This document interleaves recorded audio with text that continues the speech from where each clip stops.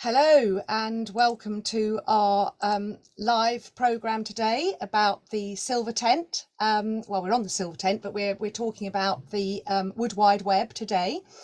And the Wood Wide Web, some of you may know, was discovered by Suzanne Simard in about 1990. And it's the intricate creation which trees use to communicate and help each other. More specifically, it's a complex underground root network connected by mycorrhizal fungi, enabling trees and plants to communicate with one another. But you'll be finding out much more in a moment. So I'm delighted to have joining me on the panel here today, Katie Robinson, Annee Bury, I think probably pronunciation, sorry, Deb Steele, Sandy Holt and Frances Amanda Briggs. So personally, I work with Harmony in Nature with Katie Robinson, and we run forest bathing events, so we do talk about the Wood Wide Web quite a bit. So I'm going to just start by introducing each member of the panel and inviting them to tell you, as observers here and joiners of our group today, what they bring to the party today, and they all have a really wonderful angle to add. So let me just start with Katie Robinson, who's a nature connection guide, natural health practitioner and mentor, and of course my business partner at Harmony in Nature.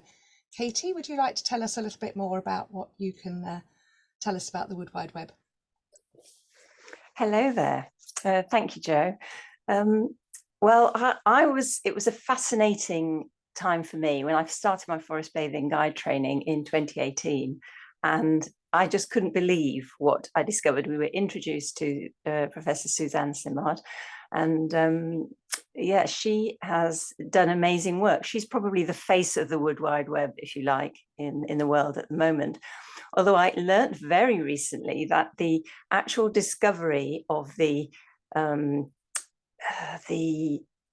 connection and that the tree, the little seedlings could talk to each other was discovered in a lab in England.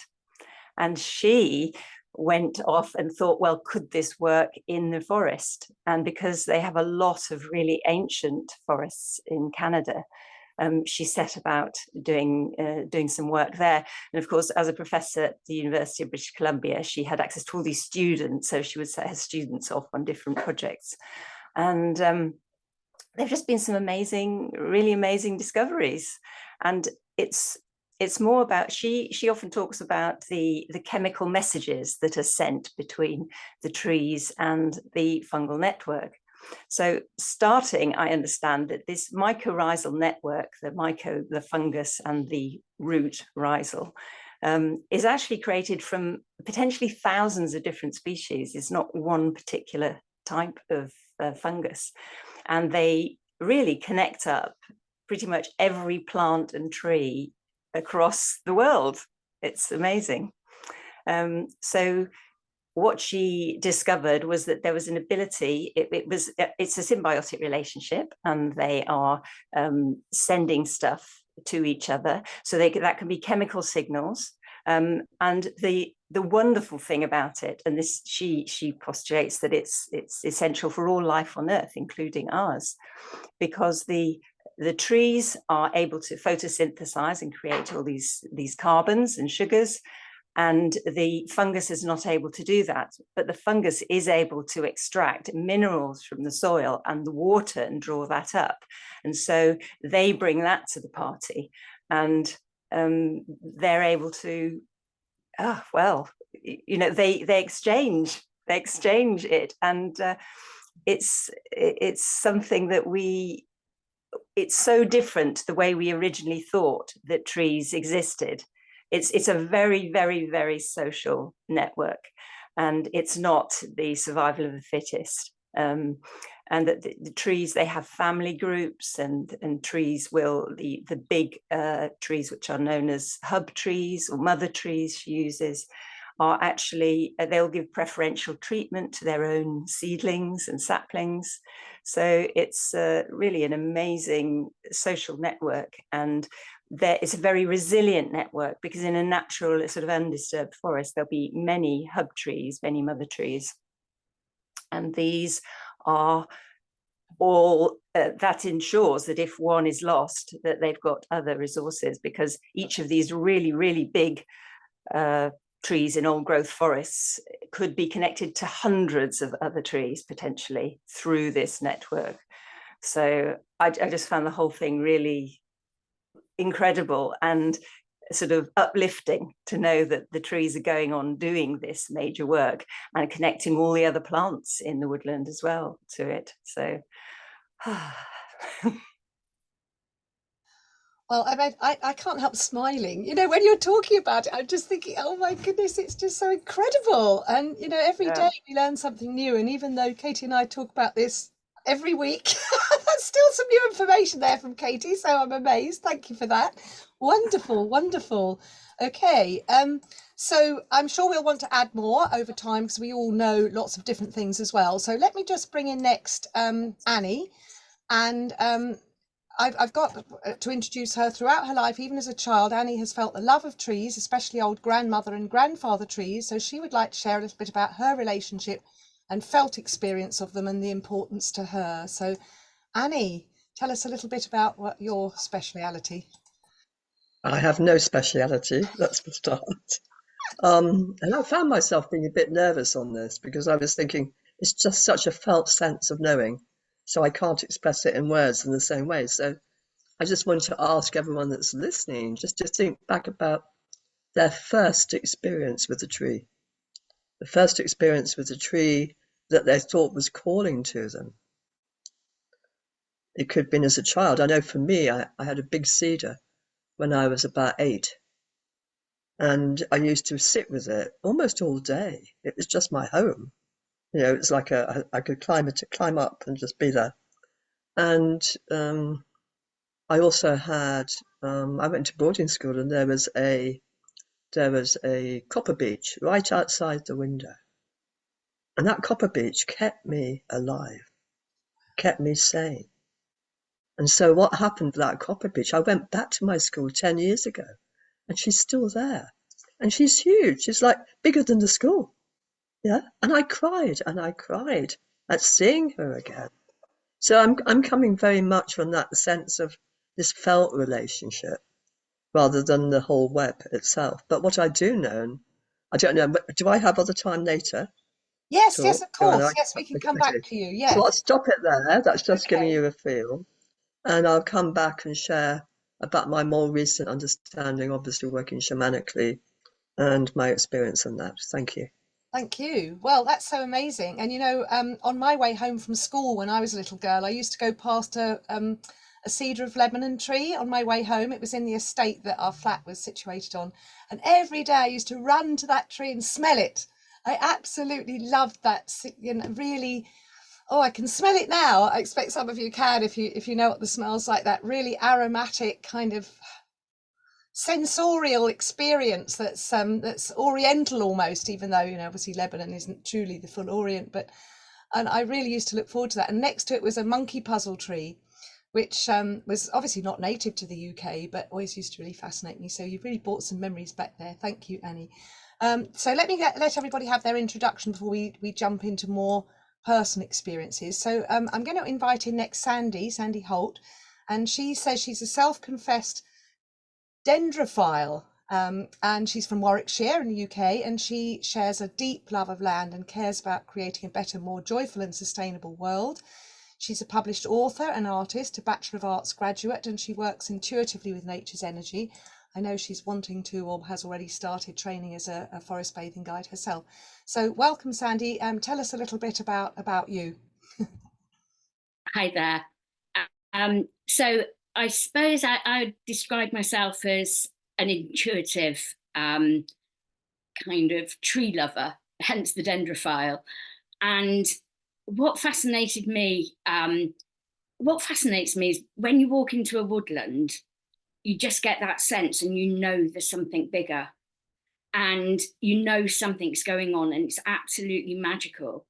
And you know, looking into it, that's where the Wood Wide Web comes in, because you know there's something underground, you know there's something, you're walking on something so much bigger than kind of like the human race. It's something that we don't I personally don't, but I think generically there's an awful lot that we don't understand about how fungi works and the connections, and it's not a plant, it's not an animal, it's kind of like something without a brain, and yet it can make all these almost like conscious decisions to connect and to send messages.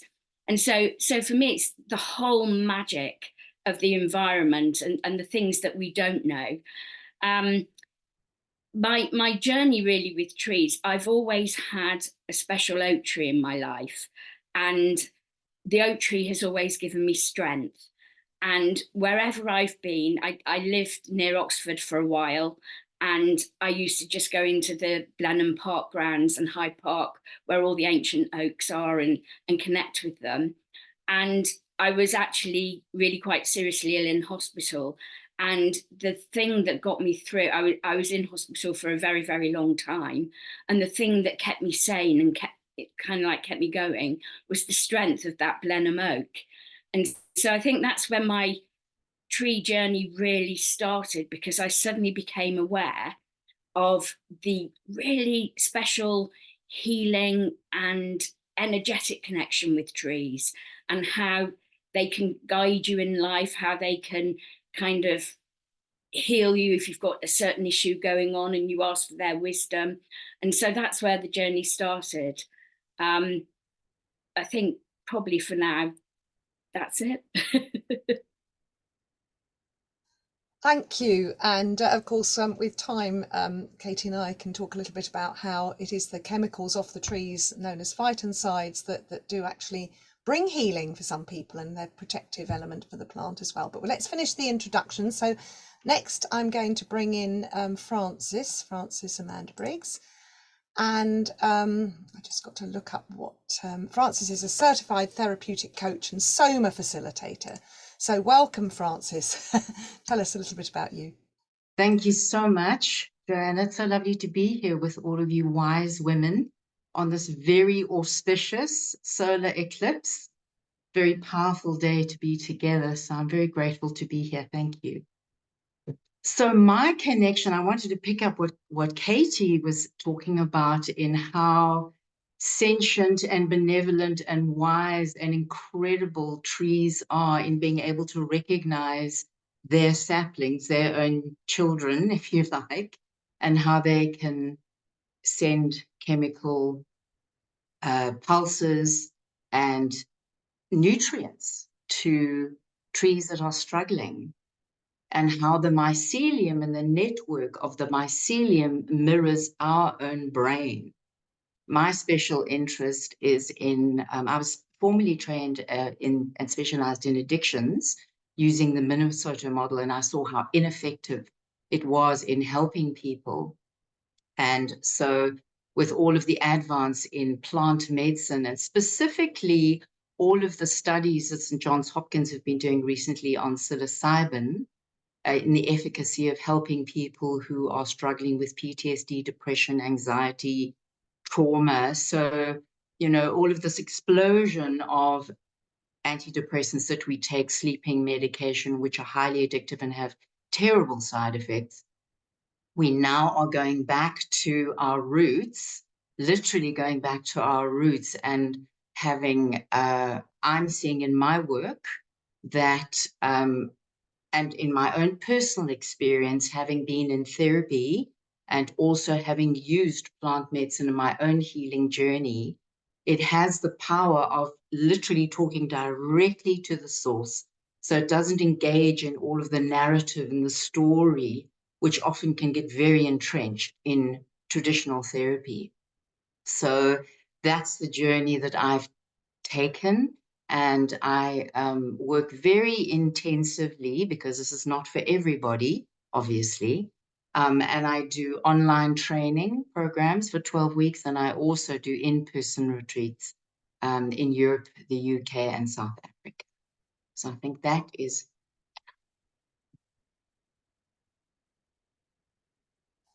Wow. Well, what a wonderful mixture and diverse collection we are. So how amazing. And I know we were supposed to be running this event I think 3 or 4 weeks ago, and Frances was on her way back from an international trip and got changed to a new aircraft that actually was landing about the time of the event, and we could have gone ahead with the 3 of us, but it felt right to postpone, and I'm so delighted that we ended up with this wonderful panel of 6.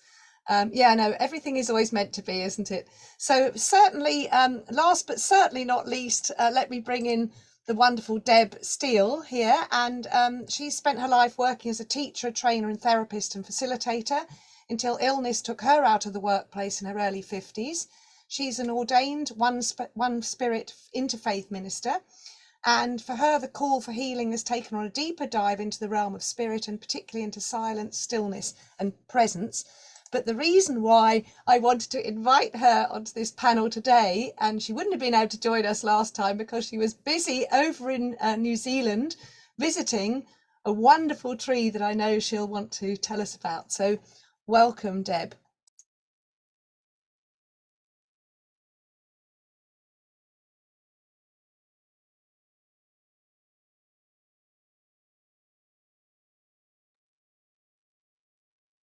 Silence taking over in a way that wasn't very helpful in that instance. Feeling so many connections with different things that have already been shared, and relishing being part of this group. Can you hear me now? Not enough. Oh, okay. Is that better? Try. You might have to shout a little bit. Sorry about that. We want to hear your Okay. wise words. I've got my volume turned up full on Okay, my... that's better. Yeah. Okay, so yes, connecting with lots of different things that people have said, particularly around the felt sense and sense of relationship with trees. So what happened, I have had a long journey of connections with trees through the felt sense. And what happened for me was in a retreat in Glastonbury through the Silver Tent 4 years ago, I heard a name mentioned in our circle, and without even hearing the name properly, it touched my heart very deeply. And Deb, we still can't hear you very well, so Steffi has suggested moving a bit closer to the mic. Yeah. Okay, I've got it on my lap, literally in front of my face. That's brilliant. The volume turned right up. Okay. So Tane Mahuta was the name that I heard, and it made me cry. Simply hearing the name without any idea of who or what he was. Finding out more made me cry more. When I looked online, I found an article in The Guardian with the headline, "The Tree That Makes People Cry." So I knew that I needed to go and visit, and it wasn't from a place of cognition at all. It wasn't from a rational, logical place. It was a complete whole body calling that proved to be irresistible. And being in his presence. So he took me 12,000 miles across the world at the age of 71, living with a condition, living with ME. It was a powerful call. It was a powerful, powerful call. And I'm still integrating that whole experience and the very powerful messages of love that I received whilst I was with him. Thanks. Even listening to you talking about it, I can feel the tears behind my eyes. So, okay, we've all had amazing experiences with trees, and I'm sure that there will be people watching this live and subsequently, but obviously we can't answer questions from people who are watching it subsequently. But You know, we spend a lot of our time, Katie and I, in the woodland, and we have, honestly, I'd like to say we have a favourite tree, but we probably have a favourite 50 trees and we're probably adding more all the time. We have a lot of ancient trees here in the UK, but there are other places that have more ancient trees or just different types of trees. I remember going to one called the dragon tree in Tenerife when I was quite young, also known as the snake tree, but it's very, very ancient. Here in the UK, near us, Katie and I have Newlands Corner, and we have many over 1,000-year-old oaks, and well, particularly I'm forgetting what they are. They're not oaks, the main ones. Oh, Katie, help me out there. The very ancient, the druidic ones. The words lost me. No, it's yews, the yew trees. Of course, I could see the trees and I couldn't think what they were called. Yes, of course, the beautiful yew trees. And they're so ancient that they're really struggling with problems with not enough underground water, particularly, and also the encroachment of nearby roads, which has affected soil compaction. So Katie and I love to go there and send them love and healing as much as we can. But you know, one thing that those watching, if you are healers of any sort, and many of us are, I feel really strongly that we can actually send our love to the Wood Wide Web, and it is received. I really feel it's gratefully received, and it reciprocates. That's the beautiful thing, and I'm feeling this is very much what many of us are referring to. Several people here have said on this small panel of only 6 of us, that tree sustained my life. Annee mentioned it at boarding school, Sandy when she was in hospital, Deb's had this amazing healing. And, you know, certainly for me, I know that I relished those times in the woods and times with individual trees. So let's open up now to, I don't know if we've got any questions. There weren't any when I looked before. Would anybody from the audience like to put some questions forward? Otherwise, I'm going to suggest that, oh, okay, Frances, come on. Something's sparked for you, obviously.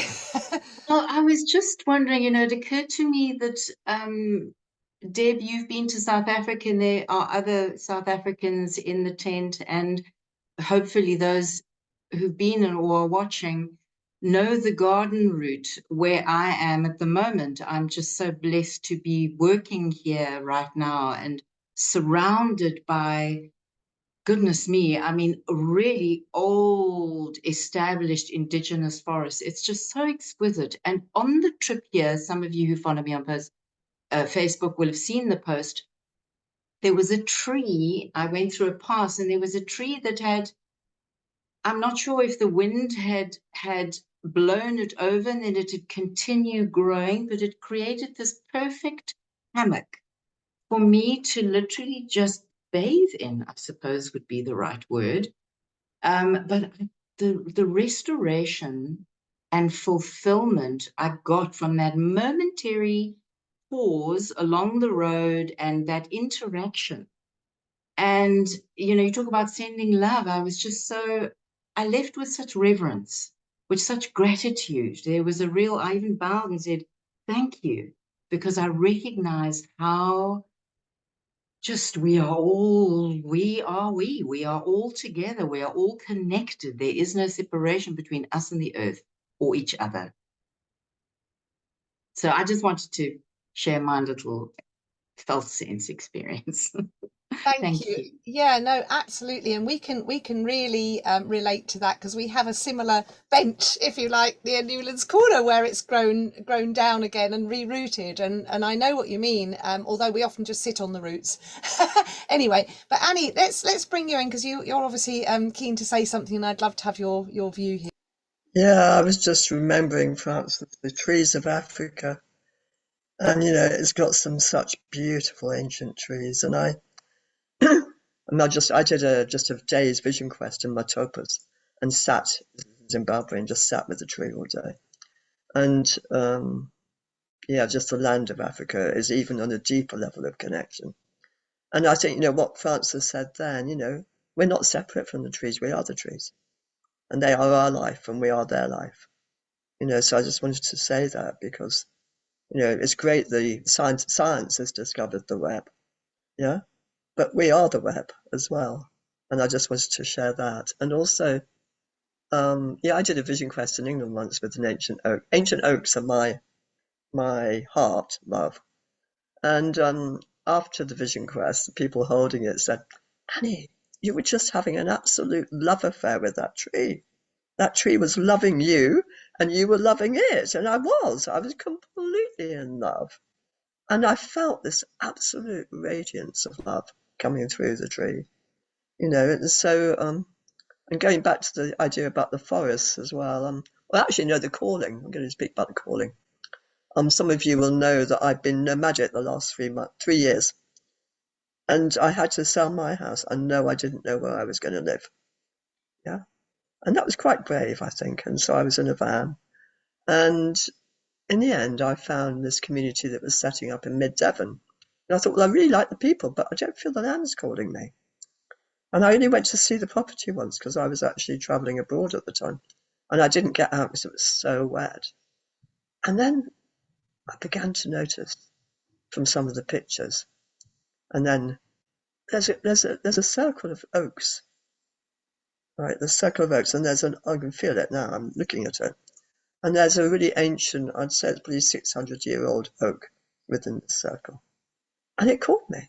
And I was like, that's why I have to be here. And then as I'm here, and I'm sleeping just by it. I'm not on the roots, and I'm just held in awe. I'm held in love. And I go and talk to that tree, and the tree today, I said, what have I got to share? And it's a grandmother tree. And she's, if there is, I feel that's my felt sense. And she just said, remember that trees are life. Just remember, trees are life. And without trees, you would have no life. And so I'm just going to leave it on that note.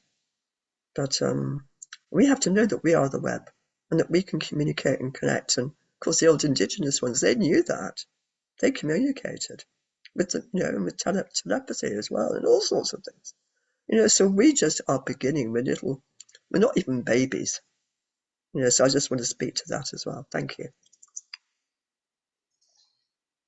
Well, I think that is a perfect introduction for us to do. Sandy, do you want to come in quickly? Because I was going to say, I'll tell you now what I'm going to do, and I'll come back to it after Sandy's had her say, and maybe Deb will want to too. But I would like to include in here a little connection with the web, all together as a group and for the audience as well. But it can wait, because if you guys want to make a point now, then let's bring you in. So Sandy. Thank you. I was just really going to carry on about this connection with trees and this love that you feel when you're connecting with trees. And it's interesting, Annee, that you brought us to the ancient oaks, because I've got a lovely moment that I'd like to share with you all about when I was in Deerhurst not so long ago, and which is quite close to Tewkesbury. And I'd actually gone there to investigate some ancient abbeys and churches, and I was on a bit of a mission. And I was standing looking at this one ancient abbey, and I could feel something calling me. And needless to say, it was a tree. But at that point, I couldn't really decide what species of tree it was. And I turned around and looked at it, and it was quite a long way in the distance. And from the shape, I thought, I think that's an oak. But it was so close to the riverbank. I was kind of like, really, that close to the Severn? Anyway, it was calling me that much. I had to follow along the path and just go to it. And when I got to it, there was this, it had an opening in its trunk. And, I've seen a lot of ancient oaks that the trunks have been eaten away and you can actually go into them.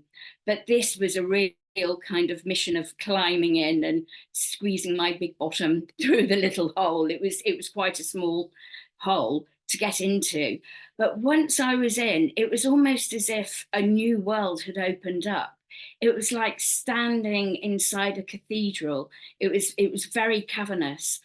And I just kind of like took a few moments and just closed my eyes.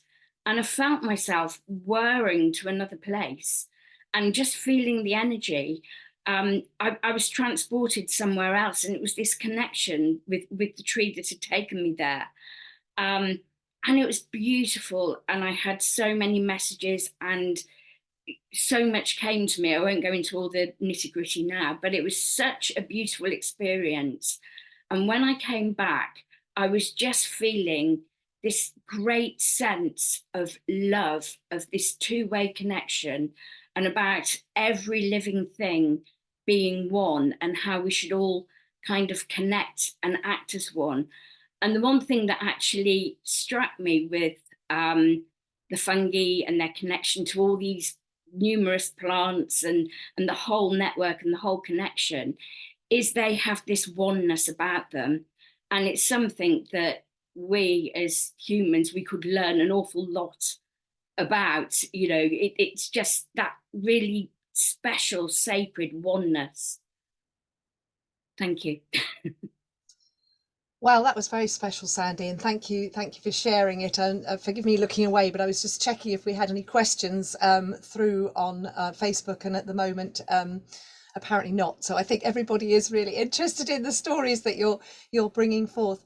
And actually, Katie and I were on a trip. I think it was last summer. It was a really wonderful retreat, actually, which we really enjoyed, and that involved going inside an oak, didn't it, Katie? And it was quite big. You could stand up inside it, actually. And we went in and meditated, of course. How can you not? And that was also very close to a river, actually. I don't think it was the Thames itself. It might have, actually it was, wasn't it? It was the Thames. Yeah, it was right on the bank of the Thames, which we also swam in on that on that trip, taking a bit of a risk with the current problem with pollution, sadly.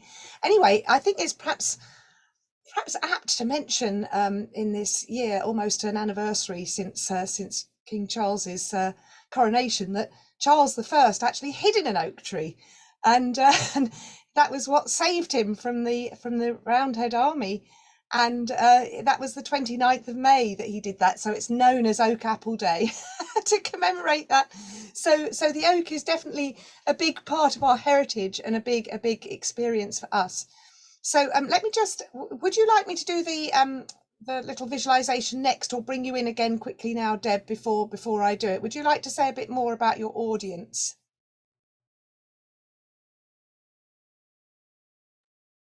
Sorry, would I like to say a bit more about Your audience with the tree as Tane? I don't know if that's how you pronounce it. Tane.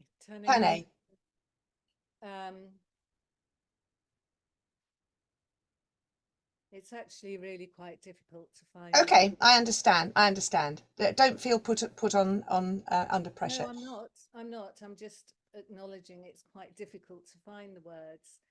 But just to pick up on words that have already been spoken of, indigenous trees, indigenous peoples, because part of the power of being drawn to Aotearoa by Tane Mahuta was the journey it's taken me into, of learning more about the Maori people and their attitude towards trees. So in their mythology, in their truth, Tane Mahuta, the ancient giant kauri tree, is not simply a tree.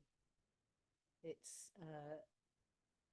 is Tane Mahuta, their lord of the forest, who in their mythology created life by pulling apart his father Sky and his mother Earth, who were so embraced in love that there was no space for light and life between them.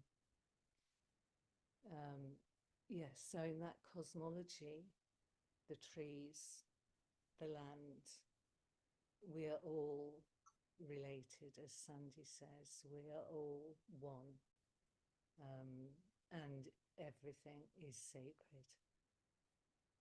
And it feels a very powerful and important calling that so many of us are receiving, and that so many Indigenous people are speaking throughout the world at this moment, at a time where we desperately need to remember how sacred the land is and how interrelated we all are. So, yeah, thank you, Joanna. That's so true. And you know, the thing is, all Indigenous tribes know the sacredness and the ancientness, and trees are completely interwoven with all of the ancient lore, Lore.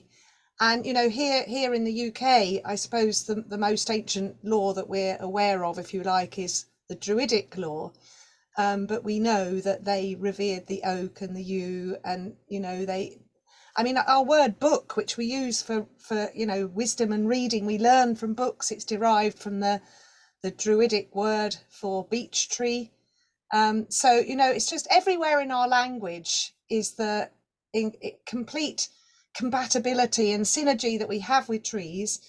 And it's just such a shame that until recently we did believe that they were all, I think a lot of people believed, that they were just insular creatures. So it's good that the science is proving it now, if you like, but of course we don't need the science to prove it. It's great that it is, but you know, we all know on an intuitive level how important trees are to us. And in fact, it was on one of our forest bathing experiences, one of Katie's children, I think, actually noticed how not only do we have the Wood Wide Web, the WWW, but the phytoncides, the chemicals that come off the trees, which protect them and keep them safe, safe from predators. Unfortunately for the trees, they're very good for us, and we're probably one of the worst predators, so they made a bit of a mistake there. But those chemicals that come off the trees and really are very beneficial for us is their Wi-Fi. So here we are coming up with the WW and the Wi-Fi, and actually the trees thought of it millions and billions of years ago. So yes, there's really nothing new out there, is there? Right, Deb, I maybe need to just ask you to mute quickly while I do the little tuning in, although because we can't hear you very well when you are online, we probably wouldn't get any interference, but that was a wonderful sharing. Thank you so much. So let's invite, we've got a few minutes left before, we've got another 20 minutes left. So let's just invite everybody to sit comfortably where they are. Try and straighten your back if you can, lean against a wall if you want, just to sit really comfortably. And I'm going to invite you to connect with a tree. It can be an actual tree that you know of, that you remember from childhood or that's near you. Or if you can't think of a tree, you might feel you want to connect with Tane because of Deb's mentioning, or one of the other trees that people have mentioned here. Or you can just set the intention that you will connect with any relevant tree for you. Maybe it's one that wants to call you now, that wants to make you find it or move to that location, you know. So nothing is impossible, as I was told by my ancient Egyptian tribal elder teacher. Okay, so we sit, we allow our breathing to come to stillness. So take some nice deep breaths.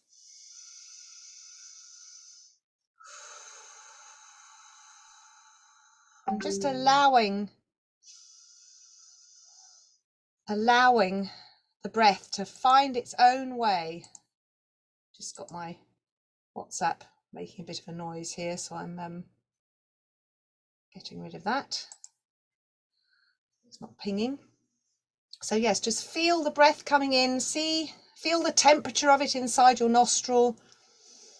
Maybe see how long you're aware of the temperature as it moves down into the lungs. And maybe take a couple of breaths to breathe in the future and breathe out the past.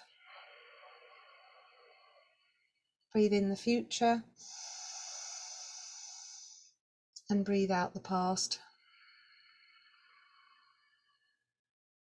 And breathe in the future and breathe out the past. And as we set that intention to connect with the tree, just allow yourself to find the tree, or trust that there's a tree there that wants to connect with you. And everybody's different, so your way of connecting with the tree will be unique to you. Some might like to step into the tree, some might like to feel roots coming down from their feet, connecting with the roots of the tree. Others might like to imagine hugging the tree, or just touching the tree with their cheek or with their hand or the back of their hand, or sitting on the roots. Doesn't matter. Just find your connection with your tree. Send it some love and appreciation and gratitude. And allow it for, just give us a minute now to allow it to exchange that love. I'm going to go silent for a minute.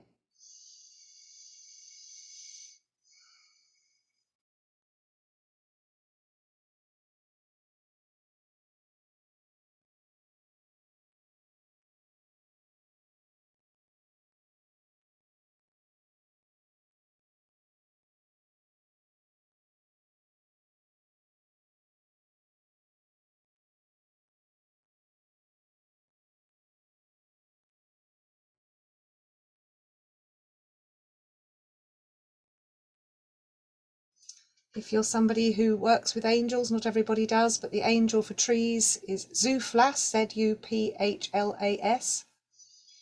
The angel for plants is Sachluph, S-A-C-H-L-U-P-H. You can bring them in if you wish. By saying the name, Zuflas, Zuflas, Zuflas, Sachluph, Sachluph, Sachluph. We call upon you to be with us now.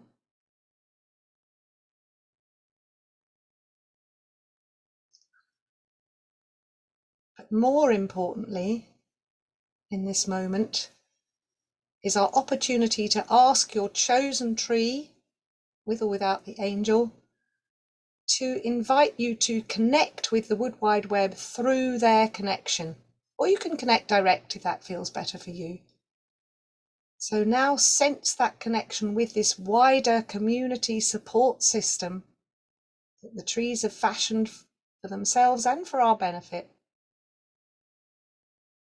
And if it feels comfortable, as Katie and I do, we do this every day, we can invite the Wood Wide Web to influence our daily experience if it feels comfortable,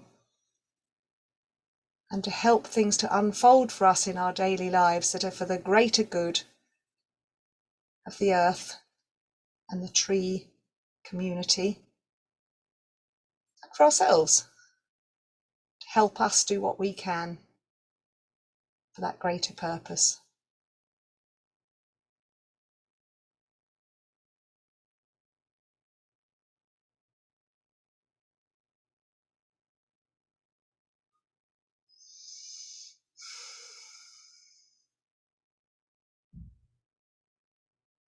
As you take in these deep breaths, you may even start to get a memory of the smell of your tree, if your tree is one with a significantly memorable smell. Maybe you'll just smell the soil around it.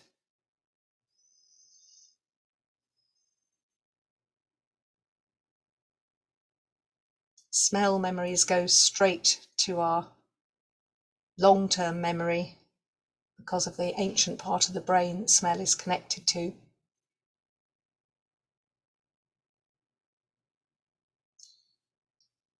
And you can revisit this moment at any time, because we haven't got very long now. We want to come back and use the rest of our hour, but if any of you are open to this, it's a very esoteric thought, but actually time is a human construct. So we can set our intention to extend time and allow us to continue this experience in the background, if you like, or when we go to sleep tonight, and continue to get our injection of love from your tree and from the Wood Wide Web, but also to continue to exchange our love, gratitude and appreciation to the trees and to the Wood Wide Web.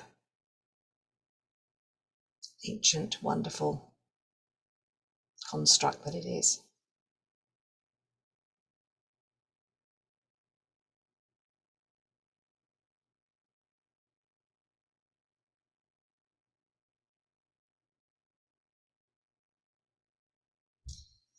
Actually, Katie's introduced a really lovely thing you can do when you're out in the woodland, which is have tea with a tree. Take a little herbal tea with you, pour it out, sit on the roots, sip your herbal tea made from, no doubt, some kind of wood plant, and enjoy it together.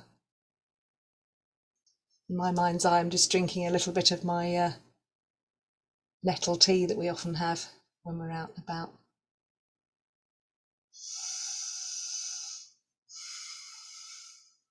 Okay, so I better bring us back just so that we can continue our discussion, but thank you for indulging us there, and as I say, allow yourself to give permission to continue to get the benefit from that little connection, and to play with it in your own time and see if you can make an even stronger connection than you have already. We won't apply to anyone on this team because you already have a really strong connection, but to anyone else watching. And I'm going to open up the group now, so we've got another few minutes before we need to wind up. So would any of the panel here like to share something else? Yes, Katie? Well, as we connected, the phrase that came to me, I connected with a very old oak nearby, and I had a few moments with it, well, probably almost dozed off with it for about half an hour a couple of days ago. And I just got the message, we're here for you. And that ties in really nicely with what you said earlier, Jo, about like the phytoncides, which are the plant compounds they give off, because they have to influence predators and things, you know, put off munching beings, I suppose. And the only way they can do that is by changing the chemicals there. But of course, that part of their immune system is just so brilliant for our immune system as well. And I think it's not just physically what they're bringing off, it's the felt connection that everyone's talked about, that is also so soothing and calming, and it's so much deeper than the physical element, and that calms us and boosts us in ways we can't really express. And you know, the importance, it's, you know, in the climate, sorry, it's a bit of a different topic, but like Suzanne Simard is so adamant that deforestation causes far more trouble than every single plane, train, automobile in the world. That is the actual fact of it, and we're not looking at that element of it.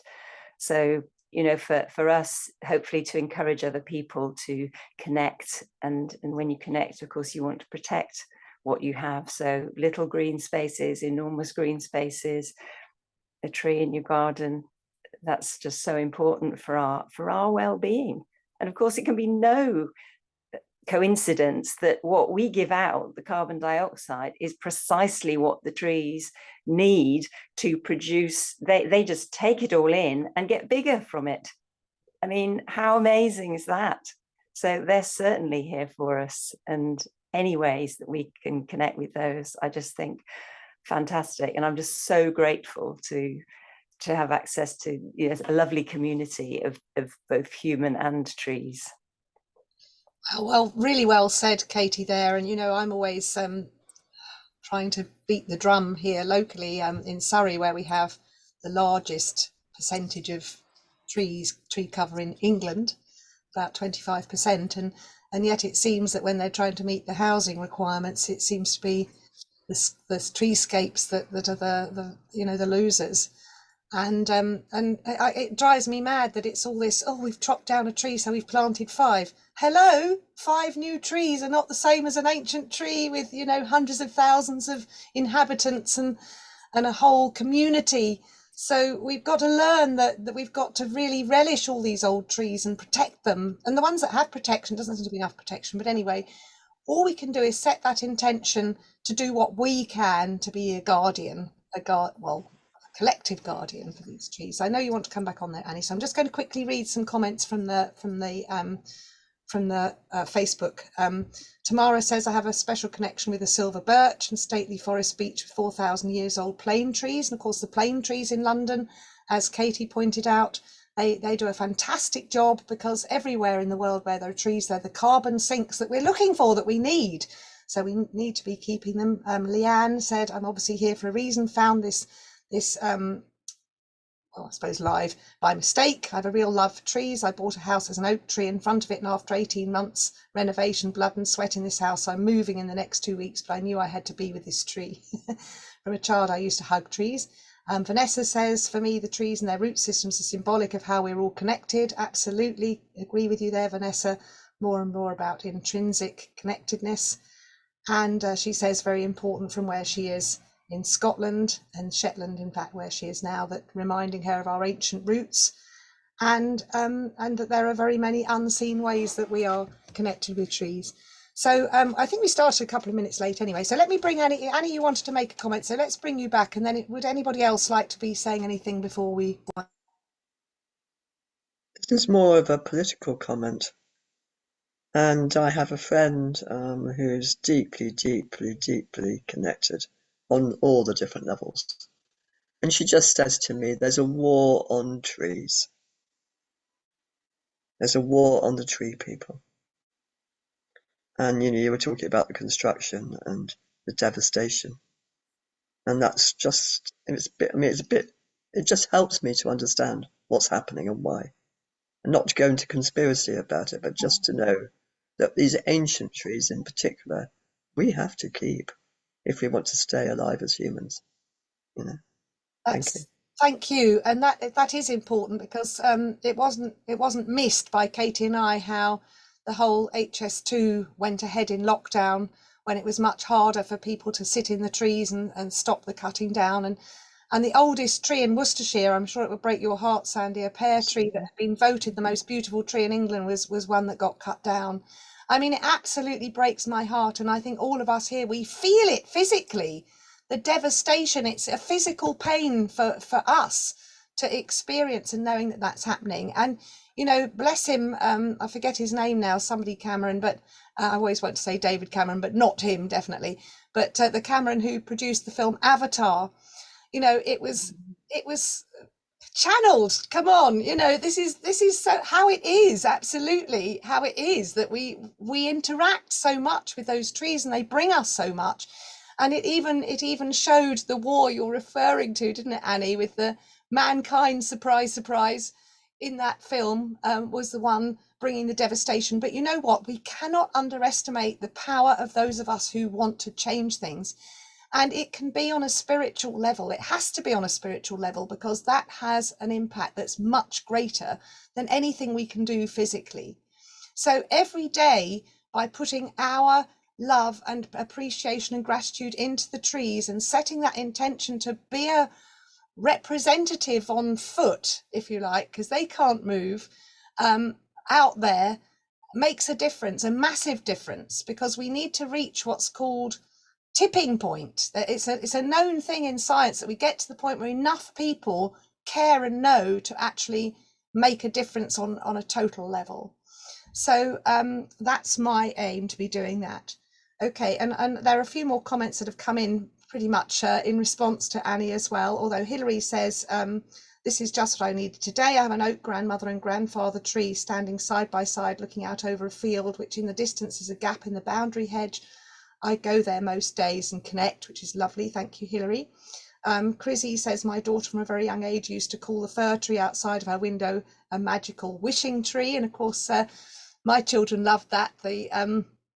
A very famous book, isn't there? It's, can't think of her name now. It's Enid Blyton, I think, isn't it? The Magic Faraway Tree. Very, very lovely story. Catherine Laws says there's a war on all life and cutting down trees in Germany to build wind farms. So yes, we just, James Cameron, yes, thank you. James Cameron. And apparently he had been influenced by Suzanne Simard. So yeah, we're going to make a difference. We are warriors, but the right type of warriors. We're spiritual warriors, and that's the hope that we can bring to the future. And, you know, even by just recruiting a few more spiritual warriors who are going to connect on a daily basis with the tree, we can help to reach that tipping point. So anybody else like to make any final points at all? Yes, Frances. It's not that difficult to become involved with planting ceremonies and planting groups and planting events. When I was living at Findhorn, there was a phenomenal man, and I'm embarrassed that I can't remember his name, but he runs Trees for Life at the Findhorn Foundation. And he's been responsible for massive, I remember when I was living there, we used to go into the Caledonian forests and do these massive planting events. And a couple of years ago, a friend of mine had a birthday party and she had a planting event. We planted 200 milkwoods and yellow woods. So there are ways that we can plant with and make a really big difference.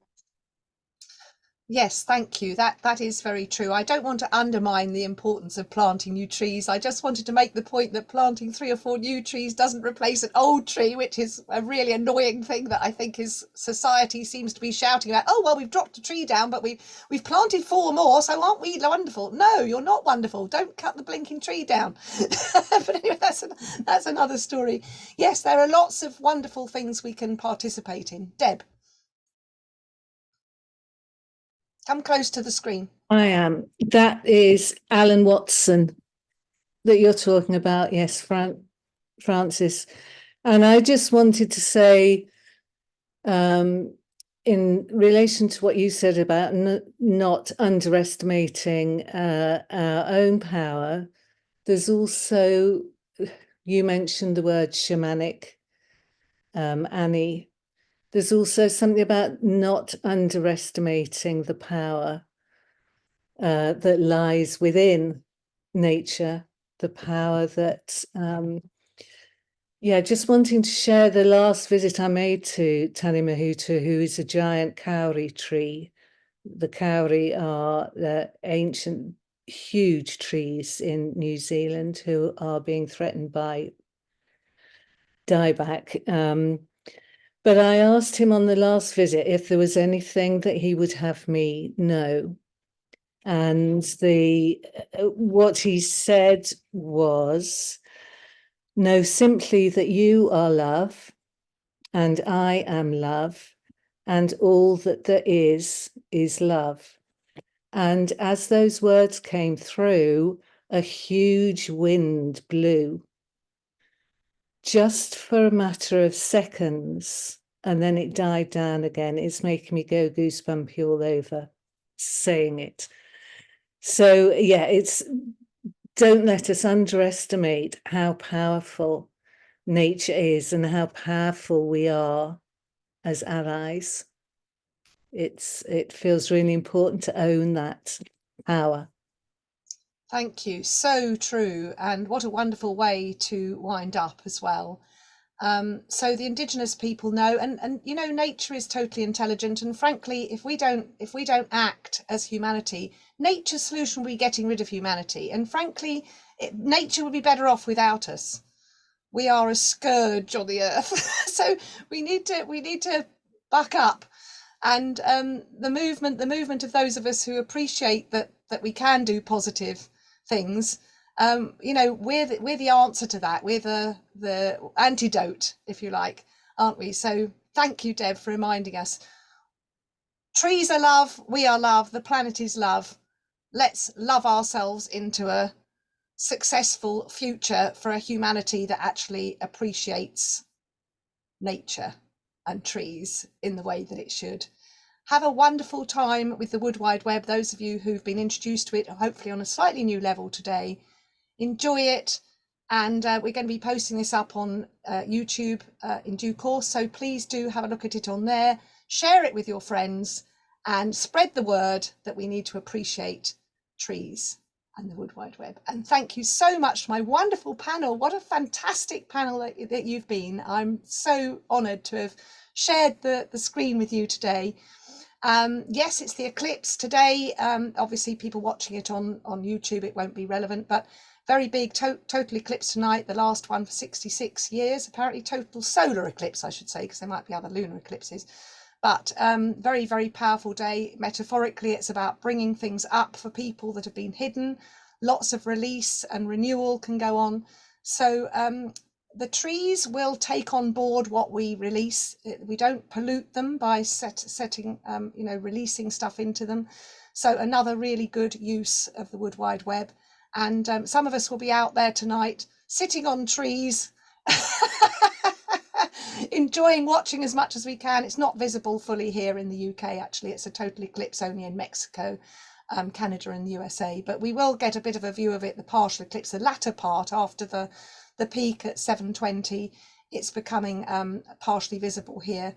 So assuming we don't have any clouds, we can do that. But wherever we are, we can join it energetically and send our love and appreciation. Thanks again, everyone. Take care. God bless. Thank you.